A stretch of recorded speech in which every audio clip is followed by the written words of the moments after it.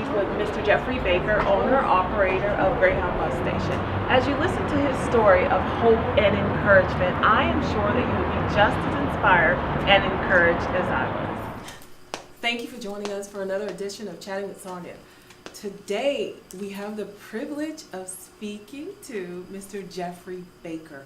I'm not sure if any of you heard his story or not, but it is very compelling, very inspirational, and extremely motivating. So thank you for watching, and we will now introduce Mr. Jeffrey Baker. Thank you so much for joining us. We appreciate it so much, so much.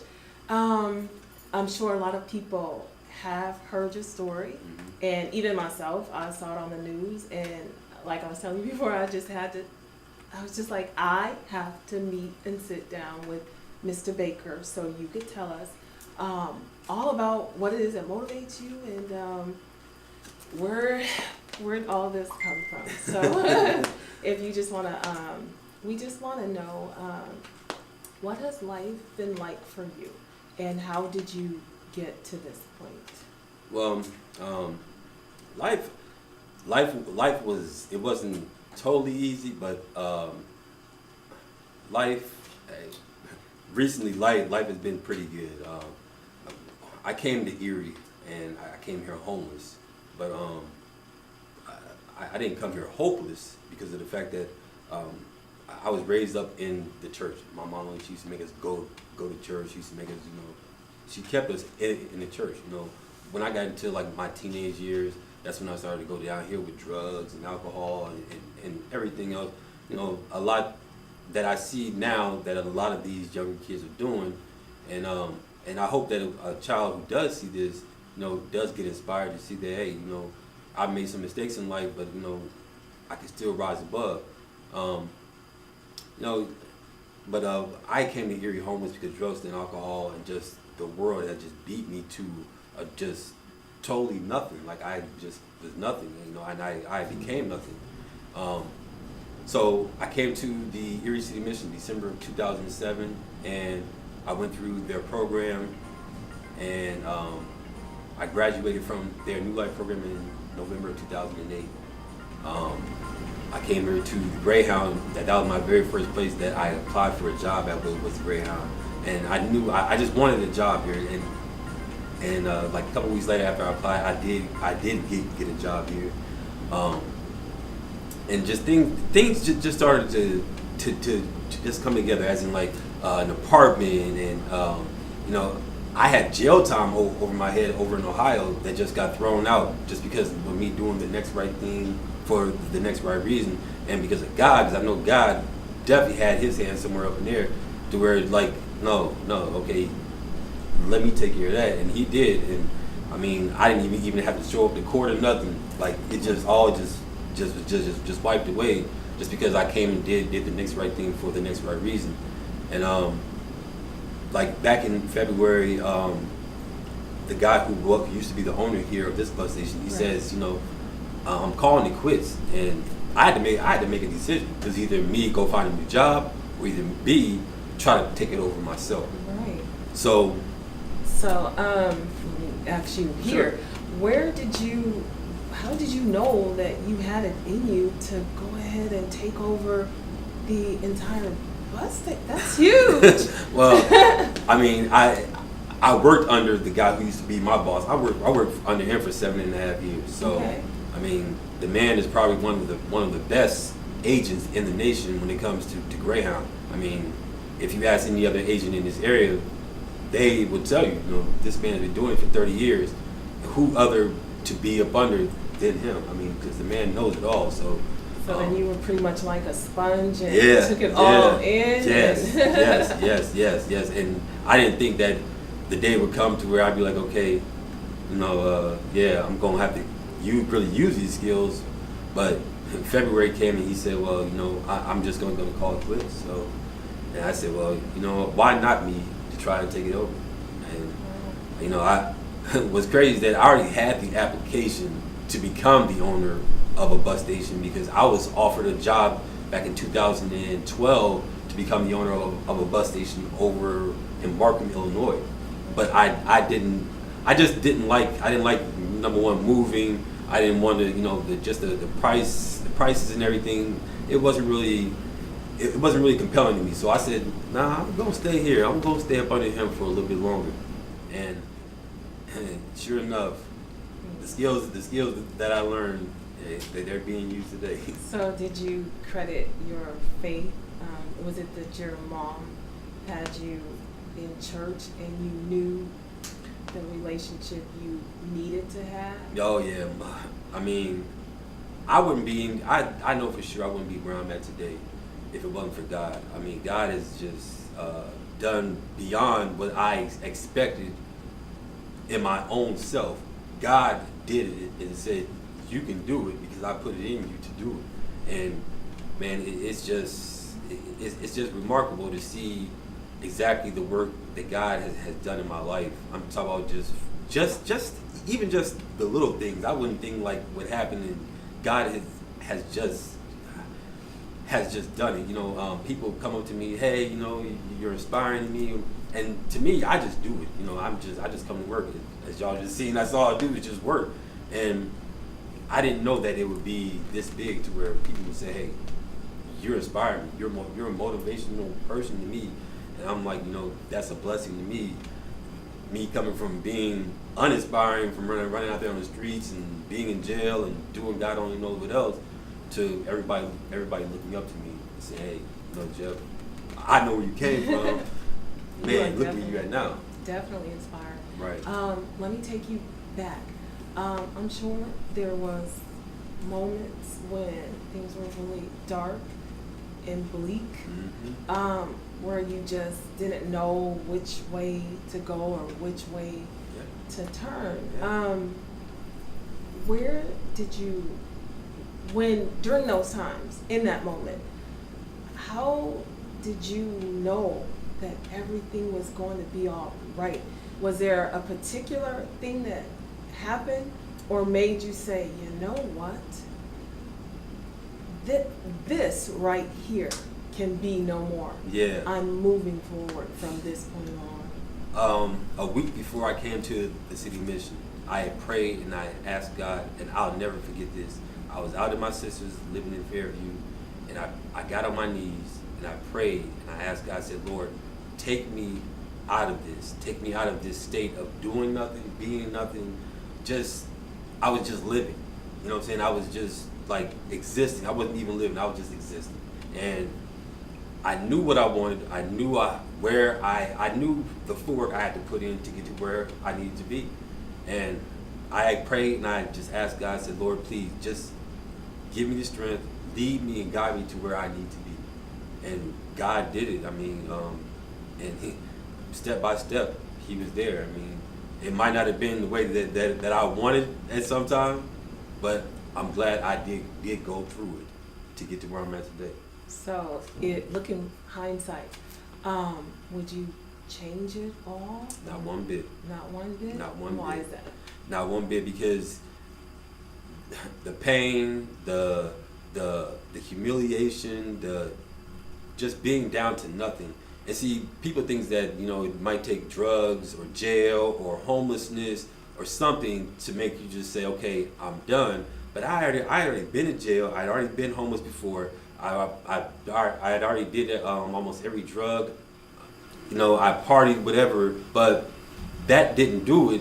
It was just me spiritually just beat up. And spiritually, because that's what we are first. As people, we are spiritual first. So when your spirit is beat up, then your body's beat up, your mind is beat up. Totally, you're emotionally just gone. And it comes to a point in your life to where you have to say, okay, enough is enough. Right. Enough is, and I knew then, I said, you know what, I can't do this. I can't go another Christmas just wondering where am I going to be living at or what girl I'm going to be with. Hey, we got to stop this because I'm tired of this. So spiritually, my spirit said, okay, brother, you know what needs to be done. You know what footwork you have to put in. So let's go do it. And I knew the first thing I need to do was pray and just ask God, please, Lord, just lead me to where I need to be.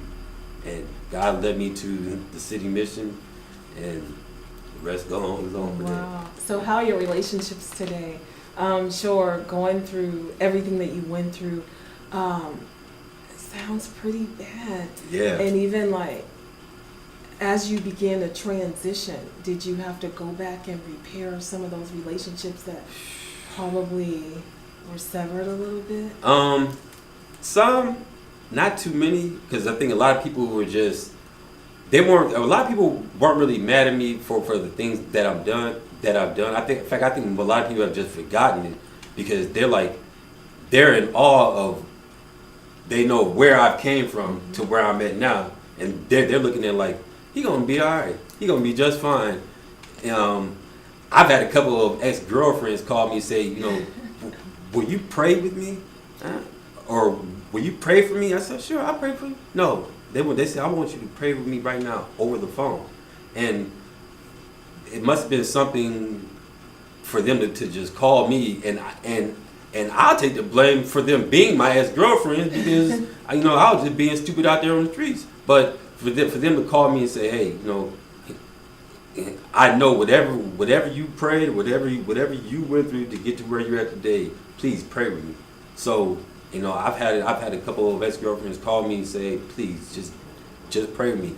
You seen my brothers who were here. Mm-hmm. They weren't all that they weren't all that enthused by me, being out there on the streets and all that. And that's why I just got on my one brother about that, because I'm telling him out of experience and out of love that these streets do not love you.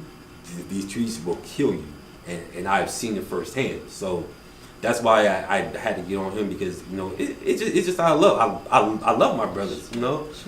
And I am the oldest of 7, so I have to be the example. I have to lead the way. So It's just, I look at you and I'm so inspired, and it motivates me. I talk to my son about you and the story. It's kind of like it just keeps on giving, and we are proud of you as a community. Thank you.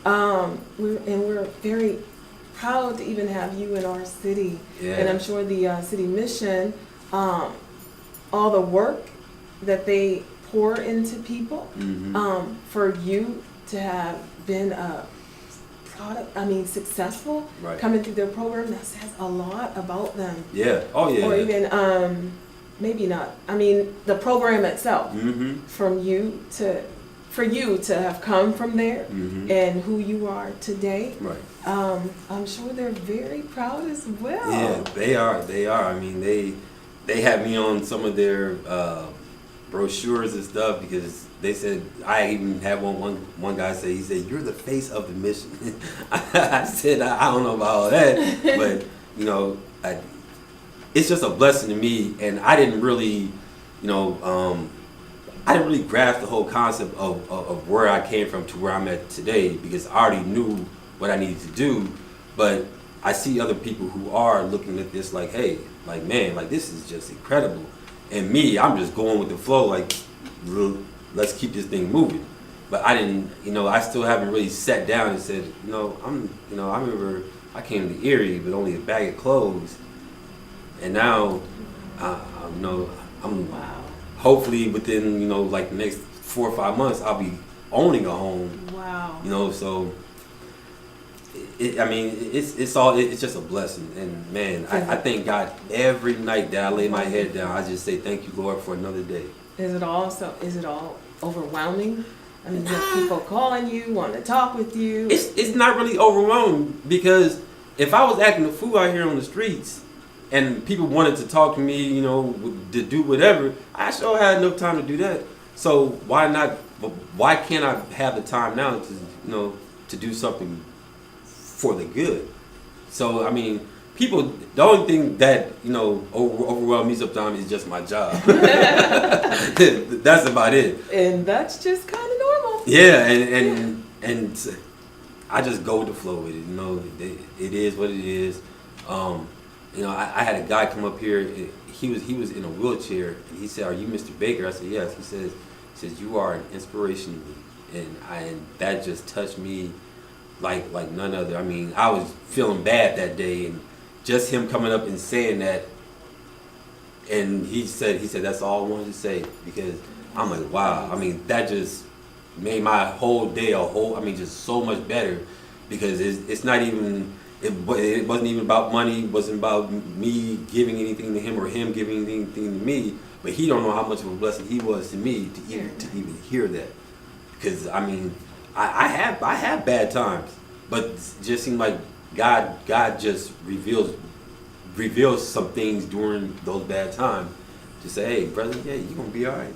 Well, it's been my pleasure to get to talk to you and to listen, and of course I know I keep saying it a gazillion times, but I'm really proud of you. Thank you. And this story is so motivating. So don't be surprised if you'll end up on Good Morning America or something like that. Okay. But before you go, I just wanted to ask you, what encouraging words do you have for young men or young women or anybody who's going through a difficult time and just feel like they've lost hope, don't know what to do or how to do? What is it that you would tell them to help them know that better days really do come? The very first thing I'm going to tell you to do is to pray. I mean, that's the very first thing I did to help me get to where I'm at today. Pray. Trust in God. Please, trust in God. I know things might not seem the way you want it to seem right now, but as long as you continue on and, you do the footwork and, you just continue to do the next right thing for the next right reason, and watch how God just unfolds in your life. I mean, I didn't understand it at first. Mm-hmm. I didn't understand, everything that happened at first, as me being homeless and then me going to the city mission. But I knew God had a great plan for me. I knew He did. So just continue to keep your trust in God, and watch God do some amazing and remarkable things. You are going to have bumps in the road on the way, and I had plenty. I had so many. I didn't think I would ever get to where I'm at today. But even during those bumps in the road, God was still there with me each and every way. Watch, and you will see what God will do for you. And you're definitely living proof of that. Yes. Bad times don't last. That's right. Always. They sure do not. And hard work. That's right. And your faith. That's right. It's proven to work. And I would be remiss if I didn't ask you, what's next for Mr. Jeffrey Baker? What can we expect from the future? What are some, what's next for you? What's some short-term goals? Like, what do you want to do? Well, short-term goals, hopefully to get a house. Mm-hmm. I live in an apartment now, like I said, I came here homeless, I got my first apartment here in Erie. I never had an apartment in my name until I moved here to Erie, because I didn't know how to, how to manage anything. I mean, I know how to, but the disease of addiction was not allowing me to pay any bills or do any of that. But hopefully to own a house. My mama, like a year after I started here, my mama said, "Oh, you're gonna be running the Erie bus station." And at first I just laughed it off. I'm like, yeah, okay, whatever. Well, it's happening. It's actually happening. But like after this happened, she says, what's next? I said, what? She said, you're gonna be the CEO of Greyhound. I said, okay, you're taking a little bit too far now.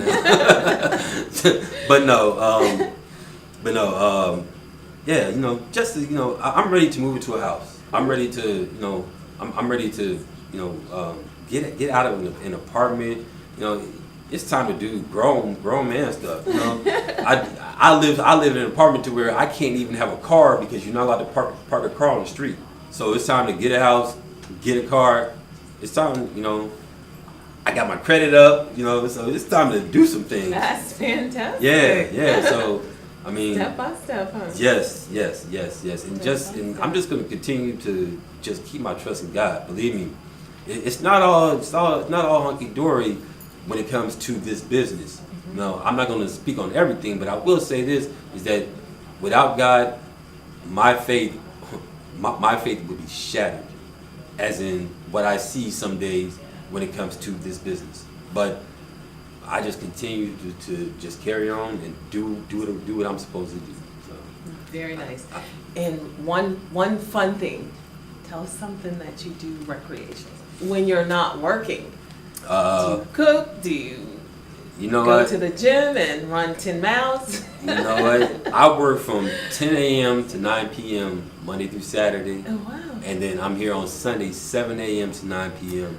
So I don't really have I don't have any downtime really. Yeah. Well, you better make sure you get some fun things down here. Like, I mean, set up a TV. I do have a TV out there that I use. You know, I might bring my Xbox down here on the weekends. Yeah. You know, when it's slow. Right. You know, sitting here, relax, watch a movie or something. But everybody has to do something fun sometimes. Other than that, this is what I do. This is it. This is it. Well, you know what? We are thrilled to have had you. So grateful and so thankful. Yes. And we wish you well and much success. Thank you. And I'm sure this is not the last time you'll probably be hearing from Mr. Jeffrey Baker. But we thank you so much for watching. And you, sir, we appreciate your time. Thank you. Thank you so much. I'm glad you had me on the show. Oh, no problem. Thank you very much for watching, and we will see you next time on Chatting with Sonya. As Baker has now made history as the first African-American to own a Greyhound bus station. His story of hope, perseverance, and dedication has inspired us all to never give up. If you or someone you know is homeless, struggling with drugs and/or alcohol, need assistance, please contact the Erie City Mission as they may be able to help.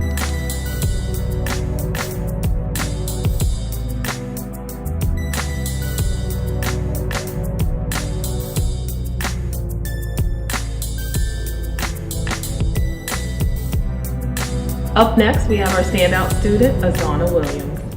Hi, my name is Crystal Leapak. I am the Youth Program Service Coordinator for Youth Leadership Institute of Erie, and I nominated Azana Williams for the Standout Student because she has just shown so much tremendous influence in her with her peers and in her community. She is currently our vice president of our SALT team, which is our student ambassador leadership team, and as such she has taken on the role of investigating why there is violence in Erie and trying to do outreach and learn more about how to be connected into her city. So Azana has been leading the charge with promoting awareness of the violence topic in our city among the youth and among the younger adults in our communities. And she has brought light to the subject to many of the adults now. And we are looking very much forward to the work that she is doing. And she's just an excellent person, outstanding student, and we love having her. So congratulations, Azana. Love you much. Meet 17-year-old Azana Williams. Azana is a high school honors student at McDowell High School. She excels academically, socially, and she's also a black belt in Taekwondo. She also possesses leadership skills as she is currently the vice president of SALT, which stands for Student Ambassador Leadership Team, which is an extension of the Youth Leadership Institute of Erie program. Azana Williams is an outstanding student. She's graduating this year, and she's interested in going to Penn State Barron. I think she's going to be a stellar student in college, and she will make Erie proud. Azana, why a chemical engineer? Well, I went to be a chemical engineer because I started out as a pharmacist. I was looking into pharmacy, and then I realized I didn't want to actually dispense it. I actually want to be hands-on and figure out like what you do to make it, what's in it to make it, and actually make it. And that's how I ran into chemical engineering. So where is it that you plan to study chemical engineering? I'm going to be going to Penn State. I'm probably going to do 2 years at Barron and 2 years at main campus. In your downtime, karate. Tell us a little bit about your black belt, I hear. Yeah, I've been doing Taekwondo for about 5 years now. And yeah, I'm a black belt now, and I've just been working on it. Good, good. And volunteerism, why is that important to you to volunteer? It's important to me to volunteer because that gives me a voice and that gives me a chance to make a difference. Good, good. What is it that you do when you're, how do you volunteer? Like, where do you volunteer? I'm vice president of SALT, Student Ambassador Leadership Team through Youth Leadership Institute of Erie. And I went through a leadership class with them about a year ago now. And what did you learn from being in a leadership course? I learned the basic skills of being a leader and how to lead a group and Stuff like that. yeah. Cool. Well, why Penn State? Why did you choose Penn State? I chose Penn State because they have a really good engineering program, and also I have a scholarship there, so that's a bonus too. And we're presenting this award to Azana Williams, our very first standout student. Thank you so much, and we wish you good luck when you go off to school in the fall. And like I said, she's our very first standout student. And if you know anybody you'd like to nominate as a standout student, email me. My email address is chattingwithsonya@gmail.com. Thank you very much for joining us. As we recognize Azana for her academic excellence, service, and leadership, we wish her continued success as she pursues her studies as a chemical engineer at Penn State Barron this fall. Congratulations again, Azana, for being chosen as Chatting with Sonya's standout student.